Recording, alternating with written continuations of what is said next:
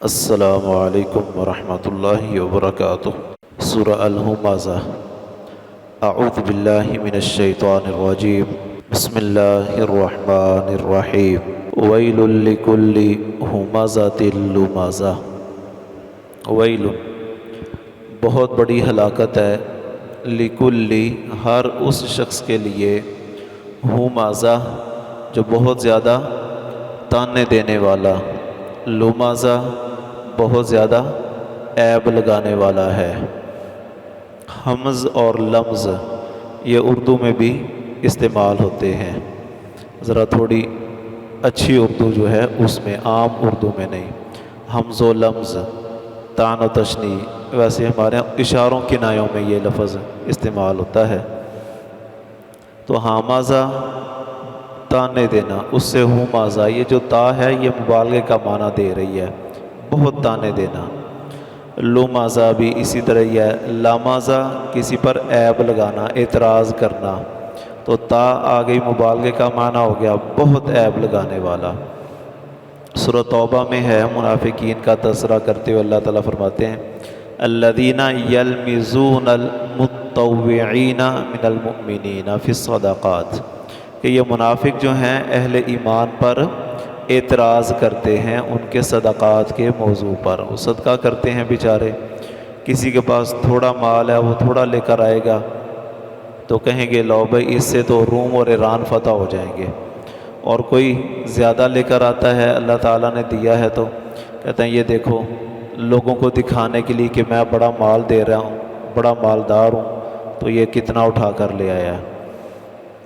تو وَلَا تَلْمِزُوا أَنفُسَكُمْ بھی ہے سورہ الحجرات میں، کہ اپنے آپ پر عیب نہ لگاؤ، اعتراض نہ کرو، عیب کسی دوسرے کے اندر نقص نکالنا، تو وہ گویا کہ تم جیسے اپنے آپ کے اندر نقص نکال رہے، کیونکہ وہ بھی تو تمہارا ہی بھائی ہے مسلمان۔ تو بہت زیادہ طعن و تشنیع کرنا اور عیب لگانا۔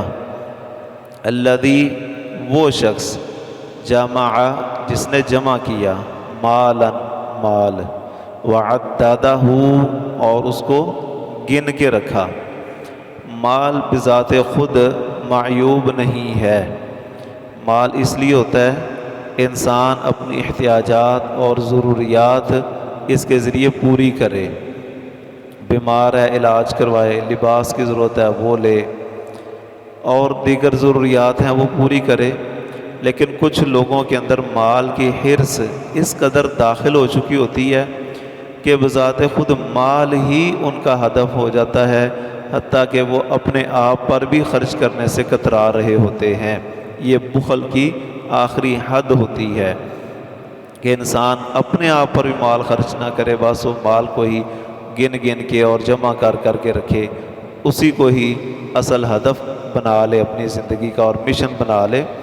تو کہا یہ لوگ اتنے بخیل ہیں کہ خود کچھ خرچ کرنے کے لیے تیار نہیں ہیں، لیکن دوسروں پر طعن و تشنیع کرنا، ان پر الزامات لگانا، وہ ان کا بڑا پسندیدہ مشغلہ ہے۔ تو ایسا شخص بڑی ہلاکت کا ہی حقدار ہے۔ یحسب ان مالہ اخلد، وہ یہ سمجھتا ہے کہ اس کا مال اس کو ہمیشہ رہنے والا بنا دے گا، یعنی اس کا مال کو جمع کرنا، یہ انداز دیکھ کر یوں محسوس ہوتا ہے کہ اس کا عقیدہ یہ ہے جتنا زیادہ مال ہوگا اتنی لمبی زندگی میں جیوں گا، اتنا زیادہ عرصہ مجھے اس دنیا میں رہنے کا موقع ملے گا۔ یہی وجہ کہ وہ مال جمع کرنے کے چکر میں لگا ہوا ہے۔ اب اگر کسی شخص سے ہم پوچھ لیں، کوئی بھی ایسا شخص کہ تم نے بڑا مال جمع کیا ہوا ہے، تو کیا اس مال میں یہ خوبی ہے کہ جتنا زیادہ ہوگا اتنی لمبی زندگی ہوگی؟ تو یقیناً کوئی ایک شخص بھی ایسا نہیں ملے گا جو اس عقیدے کا اظہار کرتا ہو کہ مال کی کثرت انسان کی زندگی میں اضافہ کر دیتی ہے۔ کوئی بھی اس نظریے کا قائل نہیں ہے، لیکن قرآن میں اللہ تعالیٰ فرما رہے ہیں کہ یہ سمجھتا ہے کہ اس کا مال اس کو ہمیشہ رہنے والا بنا دے گا۔ تو بات اصل میں قول کی نہیں ہے، بات ہے عمل کی کہ اس کا عمل کس چیز کی ترجمانی کر رہا ہے، اس سے کیا چیز معلوم ہو رہی ہے۔ یہ زبان سے نہیں کہہ رہا لیکن اس کا عمل بول بول کر بتا رہا ہے کہ اس کی سوچ اور فکر یہ ہے کہ زیادہ سے زیادہ مال جمع کر لو تاکہ تمہاری زندگی لمبی ہو جائے۔ تو اس کے عمل کو ہی اللہ تعالیٰ نے یہاں پر دلیل کے طور پر پیش کیا ہے۔ تو اس سے یہ بات بھی سمجھ آ گئی کہ زبان سے کوئی بندہ کہے نہ کہے، اس کا عمل اللہ تعالیٰ کے ہاں مقبول ہے کہ یہ عمل کیسا ہے اس کا۔ تو ہمارے ہاں زبانی جمع خرچ زیادہ ہے، عملی اعتبار سے ہم بہت پیچھے ہیں۔ عمل اور قول ان دونوں کی آپس میں مطابقت ہمارے ہاں بہت تھوڑی ہے۔ تو اللہ تعالیٰ کے ہاں ناراضگی اور غضب کی ایک وجہ یہ بھی ہے۔ تو ہمیں قول اور فعل ان دونوں میں جو بعد اور دوری ہے اس کو ختم کرنے کی کوشش کرنی چاہیے۔ تو بہرحال اس کا عمل، اس کو اللہ تعالیٰ نے ذکر کیا کہ اس کے عمل سے اور اس کے زندگی کے ڈھنگ سے اور مال جمع کرنے کی حرص سے یہ معلوم ہو رہا ہے کہ یہ مال وہ سمجھ رہا ہے کہ ہمیشہ رہنے والا اس کو بنا دے گا۔ کلا، ہرگز نہیں، ایسا ممکن ہی نہیں ہے کہ مال و دولت کی فراوانی کسی کی زندگی میں اضافے کا باعث ہو جائے۔ لَيُنبَذَنَّ فِي الْحُطَمَةِ، ضرور بھی ضرور اسے پھینکا جائے گا۔ یہ لام اور نون دو حرف آگے تاکید کے لیے، اور عربی زبان میں جہاں تاکید کے لیے دو اسلوب اختیار کیے جائیں، جمع ہو جائیں، تو اس میں قسم والا معنی اور مفہوم پیدا ہو جاتا ہے۔ گویا اللہ تعالیٰ یہ کہہ رہے ہیں قسمیہ بات ہے کہ یہ شخص ضرور پھینکا جائے گا فی الحطامہ، حطامہ میں۔ یہ ینبذن نابازہ سے ہے، نابازہ فریقم، رات بھی بات ہوئی تھی۔ منابزہ بے جو ہے خرید و فروخت، ایک دوسرے کی طرف چیزیں پھینک دینا، قیمت پھینک دینا، وہ بھی اسی سے۔ تو لَيُنبَذَنَّ، ضرور بھی ضرور اسے پھینکا جائے گا فی الحطامہ، حطامہ میں۔ حطامہ کیا ہے؟ حطامہ یحطم، کسی چیز کو توڑ پھوڑ کے رکھ دینا، اس کو پیس دینا۔ تو جہنم جو ہے اس کو بھی توڑ پھوڑ دینے والی قرار دیا۔ اس کے ناموں میں سے ایک نام یہ ہے، صفاتی ناموں میں۔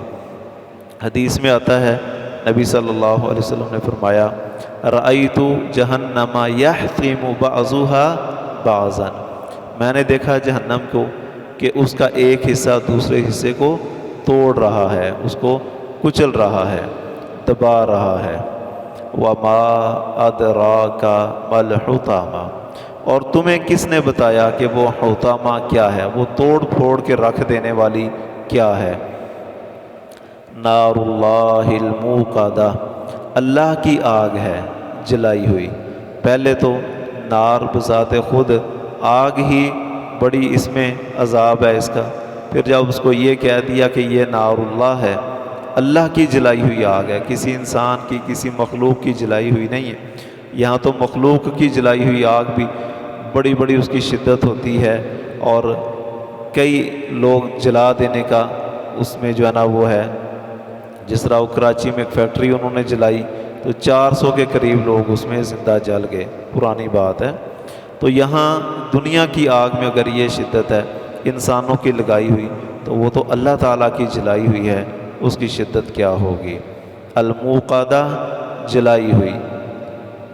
وقد کہتے ہیں ایندھن کو، تو مطلب اس آگ کو مسلسل بھڑکایا جا رہا ہے، مسلسل اس کو تیز کیا جا رہا ہے، ایندھن اس کو دیا جا رہا ہے۔ التی تطلع علی الافئدہ، وہ آگ جو جھانکتی ہے دلوں پر جھانکتی ہے۔ مطلب ایک تو دنیا کی آگ ہے نا، یہ جب لگتی ہے، کوئی جھلستا ہے اس میں، تو اس کی جلد جو ہے اس کی ہی ایک نسبت ہے کہ اتنے فیصد اگر کسی کا جسم جل جائے تو اس کی موت واقع ہو جاتی ہے۔